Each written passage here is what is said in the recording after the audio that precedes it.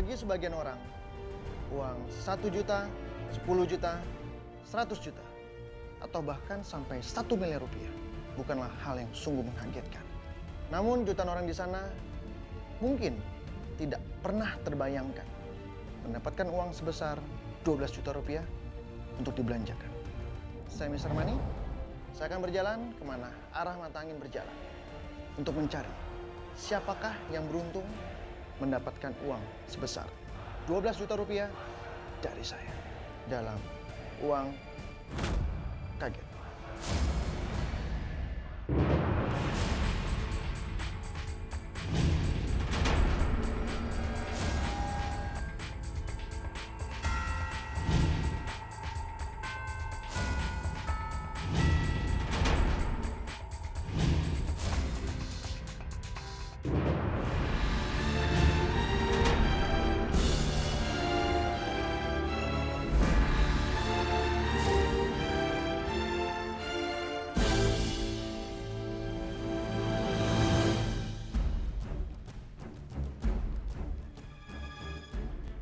Pemirsa, arah mata angin membawa saya menuju kawasan Ciracas, Jakarta Timur.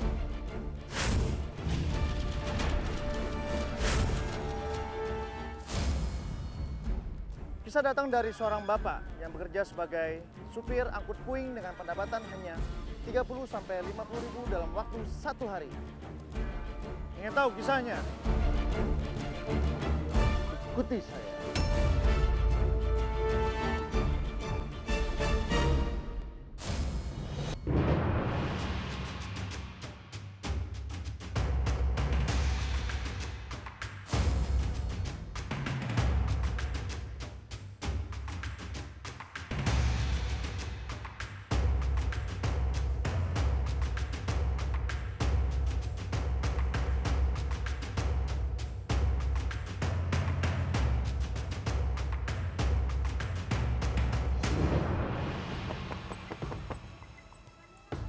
Assalamualaikum.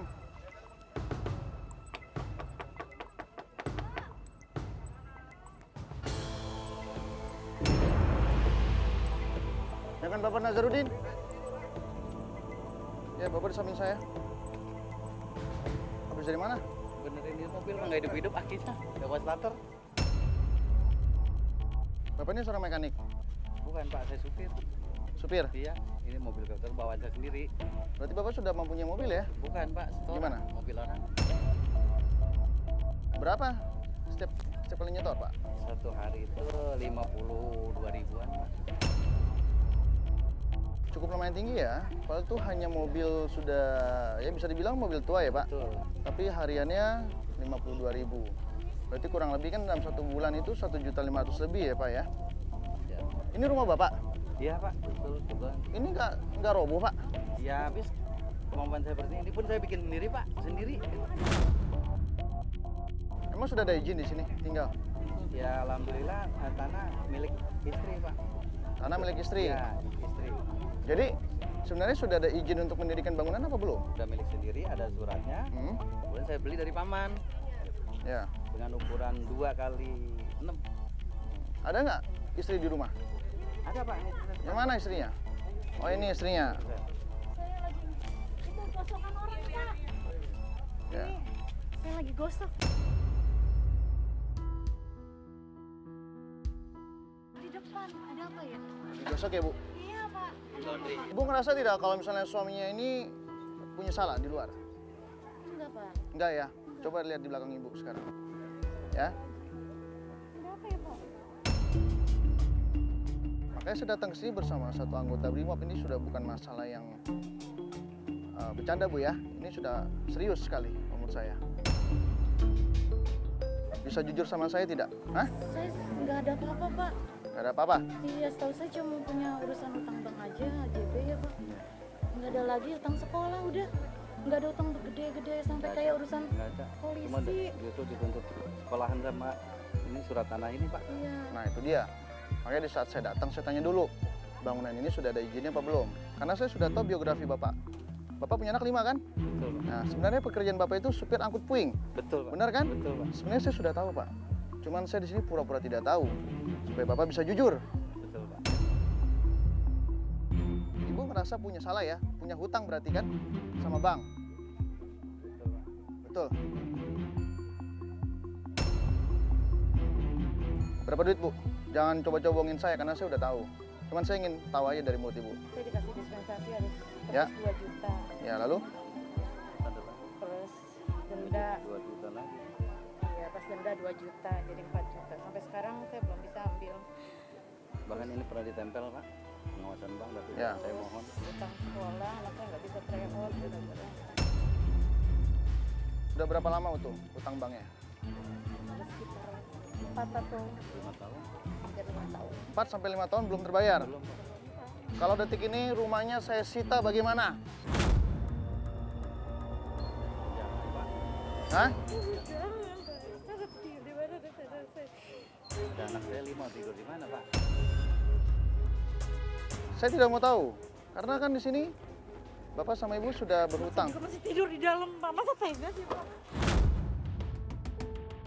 Tidur semua, Bu? Coba bayangkan. Sebelumnya saya minta maaf sekali jika kedatangan saya ini memberikan kabar buruk ya. Karena di awal Bapak tidak mau cerita. Akhirnya saya sudah tahu hutang 5 tahun belum terbayarkan ya. Dan Bapak di sini sebagai kepala rumah tangga tidak segera bertindak. Sekarang mungkin ini adalah waktunya, Pak, bahwa Bapak tampaknya harus tidak boleh tinggal di sini lagi.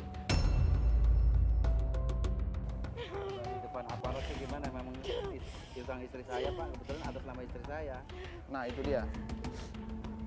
Kenapa tidak jual lahannya saja buat bayar hutang bank? Kalau saya jual, saya harus tinggal di mana? Anak saya ada 5, Pak. Ini aja juga kalau malam saya juga ngelihat tidur berdesak-desakan kaki dengan tidak bisa belonjor lurus, Pak. Kebetulan mobil saya juga belum store 1,5 bulan. Banyak sekali, Pak, ya masalahnya ya. Betul, Pak. Di kantong Ibu dan Bapak ada berapa? Saya mau tahu. Nah, ini juga nanti kalau udah sore udah selesai baru dikasih. Bapak juga tidak ada sama sekali. Ada tadi, Pak. Berapa? Coba sini saya minta. Tuh. Cuma Yaudah sini saya minta. 24.000, Pak. Utang 4 juta udah 5 tahun. Iya. Bapak baru mencicil 24.000. Ini kalau semua warga negara Indonesia seperti Bapak sih kita bisa runyam, Pak, ya negara ya. Tapi itu ntar buat jajan anak saya, Pak. Ya mau bagaimana lagi? Gitu. Saya sudah punya izin di sini. Pak Reksi, tolong dikontak rekannya untuk segera rumah ini tidak boleh ditempati lagi. Ya, segera kontak.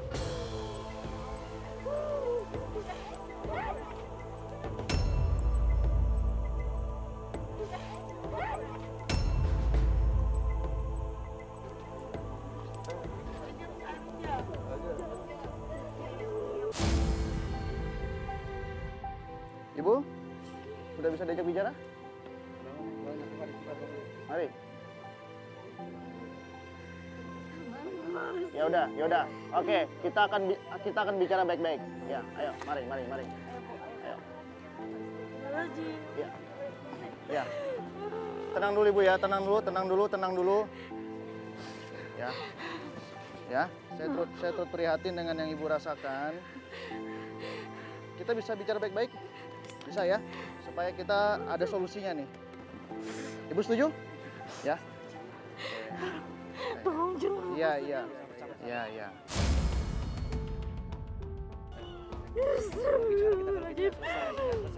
Ya, Ibu tenang dulu ya. Pak Reksi, tolong dibatalkan saja untuk kontak rekannya supaya ibunya bisa agak lebih tenang. Ya. No. Ibu sudah tenang? Sudah dibatalkan, ya? Ibu bisa tenang? Ya. Sudah, Pak? Aman ya? Baik. Ajudan!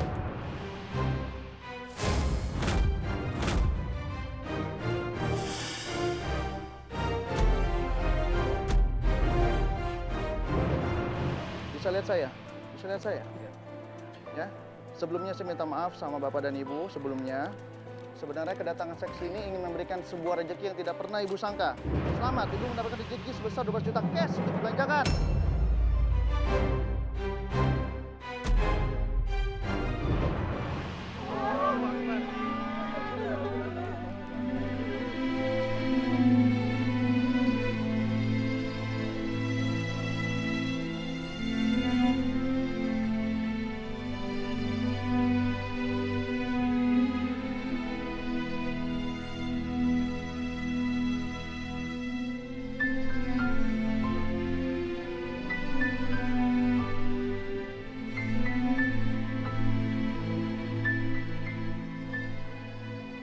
perasaannya sekarang?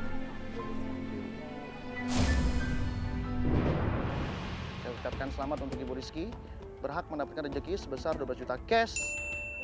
Bisa dibelanjakan untuk keperluan apa saja. Waktu Ibu tidak banyak, hanya 33 menit.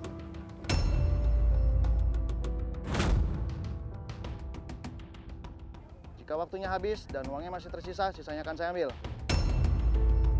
Beli minimal 5 jenis barang yang berbeda-beda. Belanja dengan bijak, beli barang yang bisa dijual kembali. Beli keperluan yang bisa Bapak pakai untuk berdagang, untuk berbisnis, supaya Bapak tidak terus-menerus menjadi supir angkut puing, karena itu tidak bisa mencukupi kebutuhan sehari-hari. Ya, apakah setuju dengan pendapat saya? Pikirkan Bu ya, jangan sampai tidak fokus di pasar. Kalau memang sampai tidak fokus, tanyakan ke timekeeper saya, Angel. Dia tahu yang terbaik untuk Ibu. Ibu juga akan ditemani oleh 1 anggota Brimob di belakang. Siap. Bapak Reksi, pastinya Ibu akan aman selama berbelanja. Siap. 1, 2, 3, Ibu.